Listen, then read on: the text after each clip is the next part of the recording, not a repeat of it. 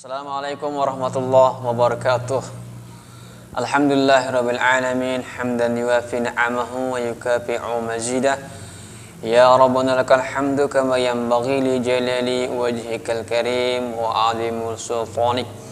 Allahumma shalli ala Muhammadin sallallahu alaihi wasallam wa farij ummati Muhammadin sallallahu alaihi wasallam warham ummata Muhammadin sallallahu alaihi wasallam wa syarrah fad wa ayyidna hadatal watan fil alamin bihaqqi Muhammadin sallallahu alaihi wasallam.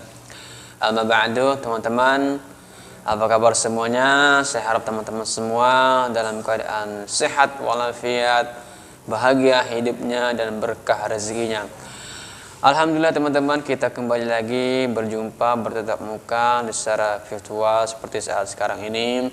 Nah, pada kesempatan kali ini teman-teman, saya ingin berbagi tata cara kita berselawat agar selawat kita cepat, ya, agar semua selawat-selawat yang kita baca kepada baginda Rasulullah SAW mendapatkan berkah, mendapatkan sambutan-sambutan dari Rasulullah SAW, sehingga Allah Subhanahu wa Ta'ala dengan segera, dengan cepat mengabulkan segala hajat dan cita-cita kita dengan kita berselawat kepada baginda Rasul sallallahu alaihi wasallam. Karena kita berselawat teman-teman dalam keadaan apapun itu tetap diterima selawat kita. Akan tapi ada adab-adab kita itu yang harus kita sama-sama perbaiki, yang harus sama-sama kita ketahui bersama agar kita semua menghadap kepada baginda Rasul sallallahu alaihi wasallam. Tentunya kita harus memakai pakaian-pakaian yang bagus, pakaian-pakaian yang beradab. Kita harus beradab kepada baginda Rasul sallallahu alaihi wasallam. Nah, teman-teman, jadi bagaimana sih adab-adab kita berselawat?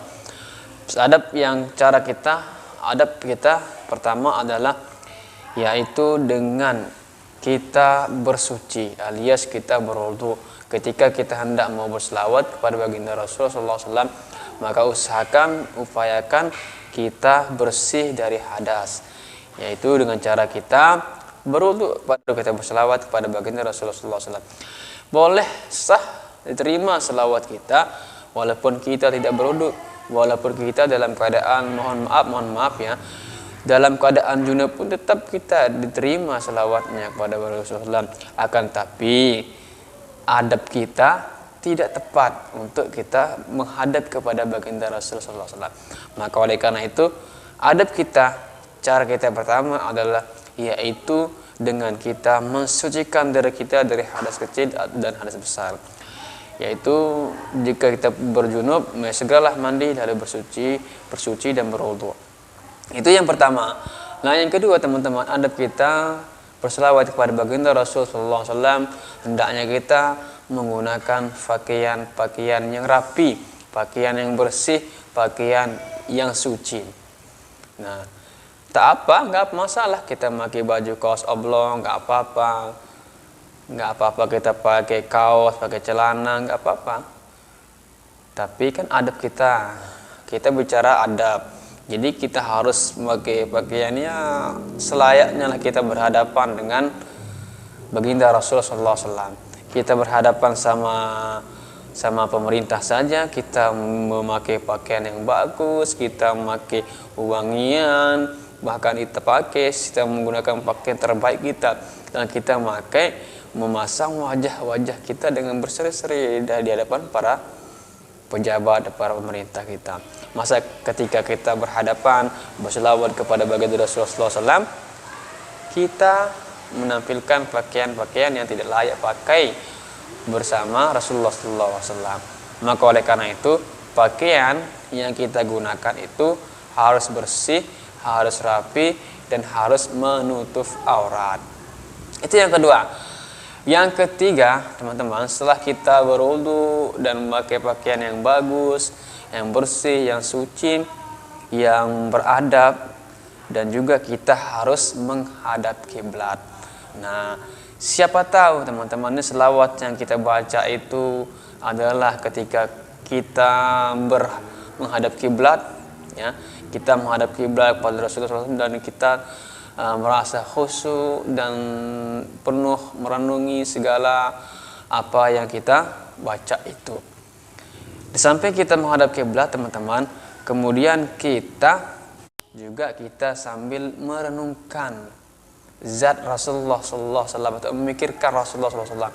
Anggaplah kita berbicara dengan Rasulullah SAW, berdialog dengan Rasulullah SAW. Maka dengan penuh bahasa yang baik, bahasa yang sopan, kita atur bahasa kita sedemikian rupa agar kita tidak menyinggung perasaan Rasulullah SAW.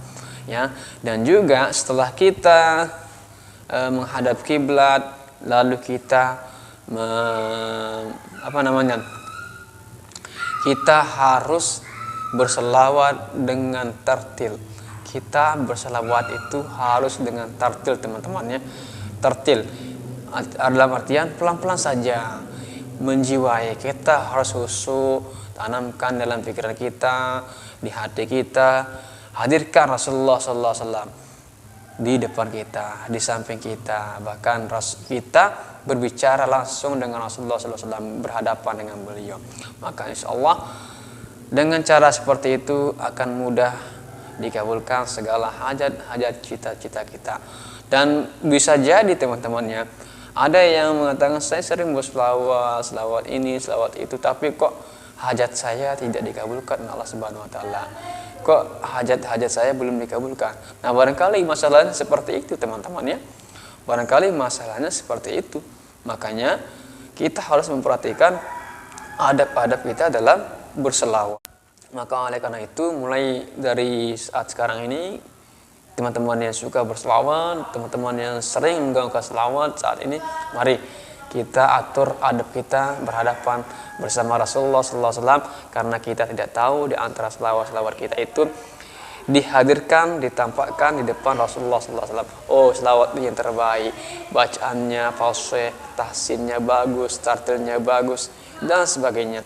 Pelan-pelan saja, teman-teman. Sallallahu ala Muhammad, sallallahu ala wasallam, sallallahu ala Muhammad, sallallahu alaihi wasallam. Teman-teman, sampai di sini video kali ini, mudah-mudahan ada manfaatnya bagi kita semua, dan mudah-mudahan dengan barokah sholawat segala hajat-hajat dan cita-cita kita dikabulkan oleh Allah Subhanahu Wa Taala. Amin ya Rabbal Alamin. Sekian, assalamualaikum warahmatullahi wabarakatuh.